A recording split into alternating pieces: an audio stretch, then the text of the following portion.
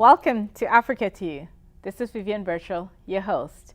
Today, I have a guest from Brass for Africa, which is a nonprofit that is helping disadvantaged children in Africa by giving them life skills through music.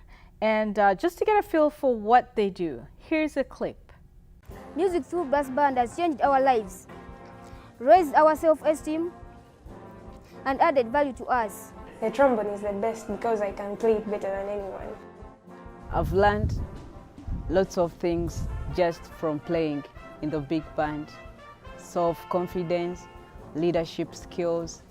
I really taught them many things, like learning how to be leaders. Some of them are in my teaching. When I used to conduct teachings, I used to get one person to represent others in doing something. Brass Africa has given me a platform to inspire, motivate, and give back to kids and give them hope and a dream and power and self-confidence and resilience and the belief that they can do something. 1 plus 1 equals 2. 2 plus 2 equals. When I was approved to be one of the team for Brass for Africa teachers, I said, okay, I can support other children and I can motivate them because they will see me in the way that I don't have hands, but I can still teach them using my head. When the teachers who teaches us band, when they come, I feel good because I want to learn. Brass for Africa has given an opportunity, people in Good Shepherd home, to try to play music. But now if you see, most of them, they're not attending that music. It is helping them to stay focused. When Brass for Africa came in with the music, it brought about teamwork. The children learned to share because for them to produce music and rhythm, they have to work together. Through a team, as they blow the machines, they are able to produce a meaningful sound. And this promotes the skill of working together, and they are able to recognize that they cannot be on their own. They need to relate with one another. Ekikoze kubanga nze nali sisobola kwimira nenjogera n'abantu naye saa zino nsobola kwimira nenjogera n'abantu. Music truly it helps the children to be able to express themselves, and through expression they are able to build confidence. They find confidence in themselves.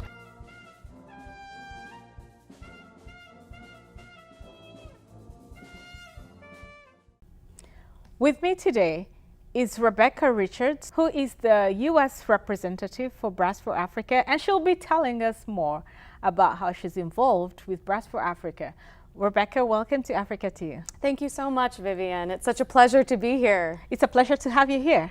So how are you involved with Brass for Africa? Yes, so I've been involved with Brass for Africa since 2015. And the organization has a very large presence in Uganda.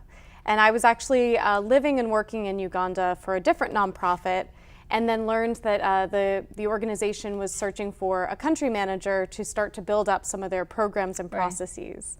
And at the time, it was a very small organization. There were about 150 children who were receiving these twice weekly music and life skills lessons. Right. And we were looking to build that up and to reach more young people with the music. So I joined the organization then as the country manager, and spent 3 years in that role before moving on to start to build up a U.S. presence last year. So Brass for Africa today engages over 1,000 children in music and life skills training in Uganda, Liberia, and Rwanda. Yeah, before I even get into the details of what exactly you do, I want to know, how did it start and who started it? Who had the vision for Brass for Africa? So Brass for Africa started very organically. It wasn't supposed to be the large organization that it is today. Right. And there was a man named Jim Trott, who is a commercial airline pilot and a UK citizen. And he is also an amateur trumpet player. So Jim was at his son's music school, and he was asked to move some instruments that he was told were too old and not usable anymore, and they were going to go to scrap. And he thought, well, wait a minute, I fly all over the world, and I'm sure I can find an organization that would benefit from these. They're certainly playable. So he was in Uganda for one of his scheduled trips and was able to connect with one of our first partners in the country, which is called the Mlasada Children's Organization. Right. And he found out that they were already using music as a tool to engage young people and to also bring in some revenue to support vulnerable community members. So he fundraised, he brought over the first instruments in December 2009, and he thought that that was it. He thought that that would be the end of his involvement. But he kept going back for scheduled visits, and he realized that there was really marked change in the behavior and attitudes of the young people who were involved in the program. He started seeing the older participants really taking on leadership roles and helping the younger ones. And so he decided, well, why don't we, create a bit of an employment opportunity as employment in Uganda is so high. Speaking of vulnerable children, I noticed through your video, but disabled children, and one of them was playing a trumpet. And how does that work? We didn't have to get a special teacher to train people, especially with physical disabilities.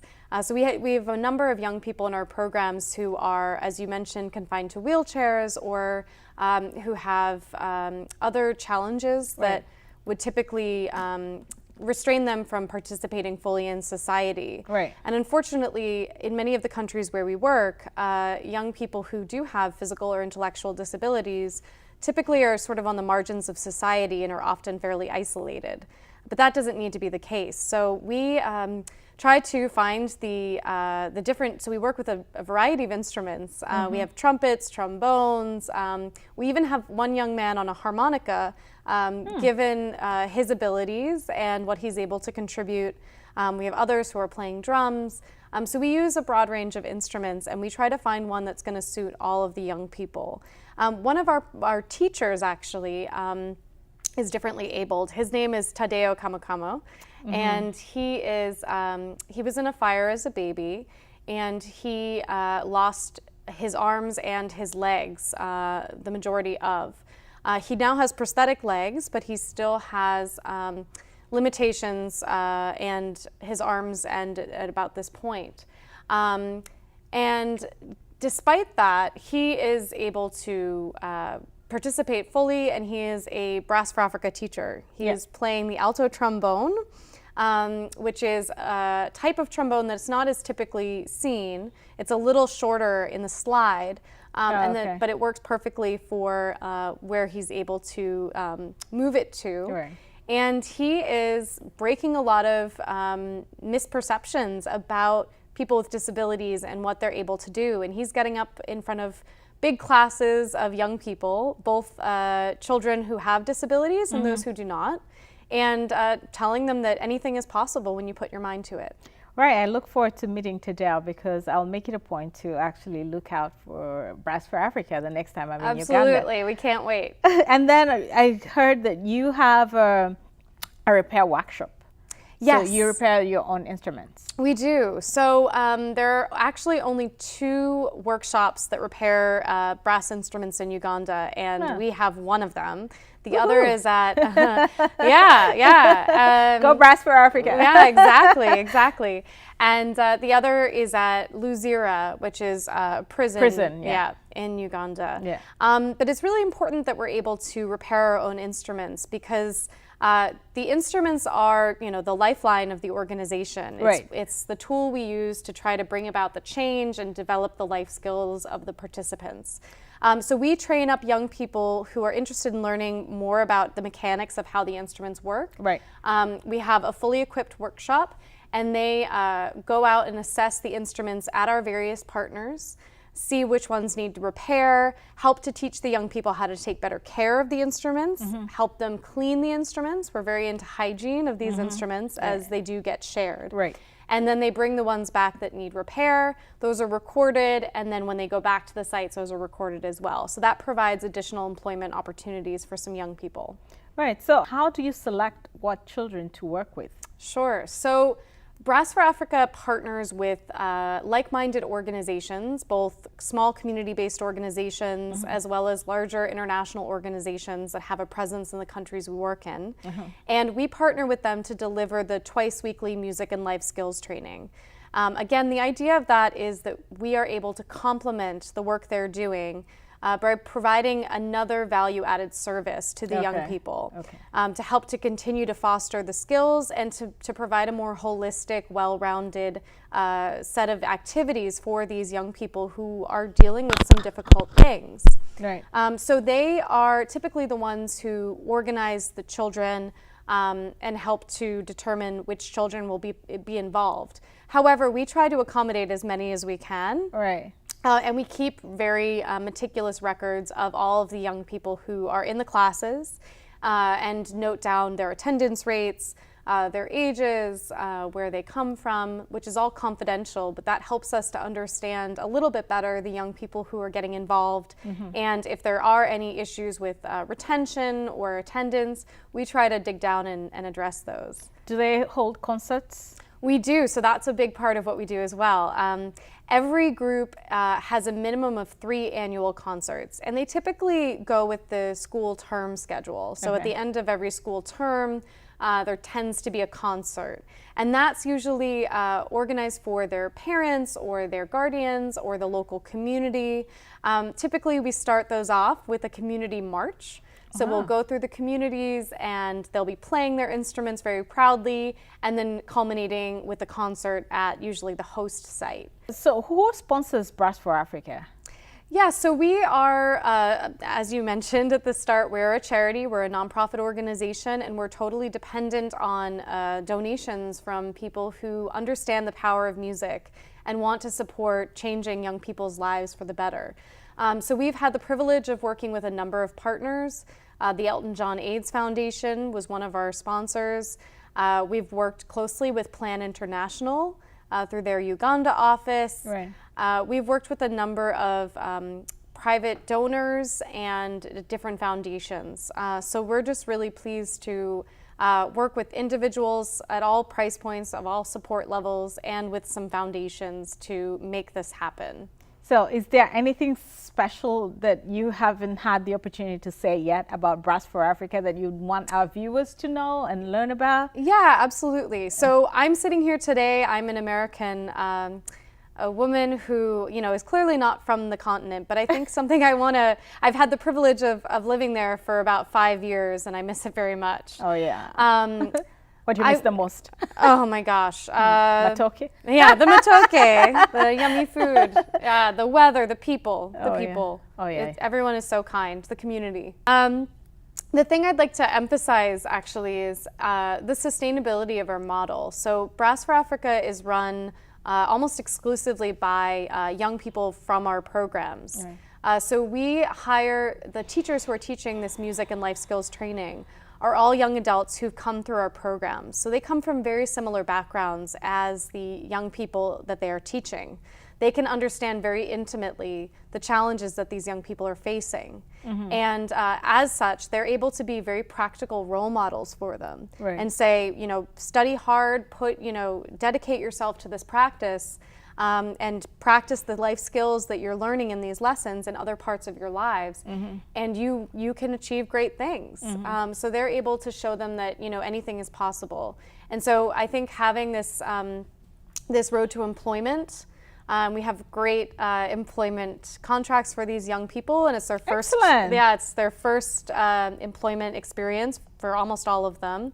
But we provide, you know, an insurance policy, health insurance, which is very rare in Uganda. Yes. And really critical. And we try to provide them with constant personal and professional development training. That is so excellent. And yeah. from the bottom of my heart, on behalf of Uganda and on behalf of Africa, I want to say thank you for taking care of our people, for contributing to the socioeconomic development through music. Do you have hopes of expanding to other countries soon? Well, so I wouldn't say we're going to expand outside of Uganda, Liberia, and Rwanda soon. Okay. Our goal actually right now is to really consolidate all of the great work we're doing and make sure that we're always providing very high quality at scale. Right. We're growing within the countries that we operate at the moment. And who knows, in the future, we Sure. might be looking at expanding to other African nations. Right. But we are very lucky to have such a dedicated and talented pool of young teachers who are going out and making this change. Excellent. So to Mr. Jim Chart, thank you for the dream. Thanks, you. Jim. And thanks to the whole team in Uganda, Liberia, and Rwanda. You guys Yeah. are the best. And thank you, Rebecca, for being my guest on Africa to You. For our viewers, if you want to learn more about Africa and its diaspora and programs, you can email me at africatoyou.vivian@gmail.com or visit our website at africatoyou.org. Or you can also watch our YouTube channel. To get a little bit more information about Brass for Africa, if you're interested in donating an instrument, making a donation, or just learning more about our work, you can visit us at www.brassforafrica.org.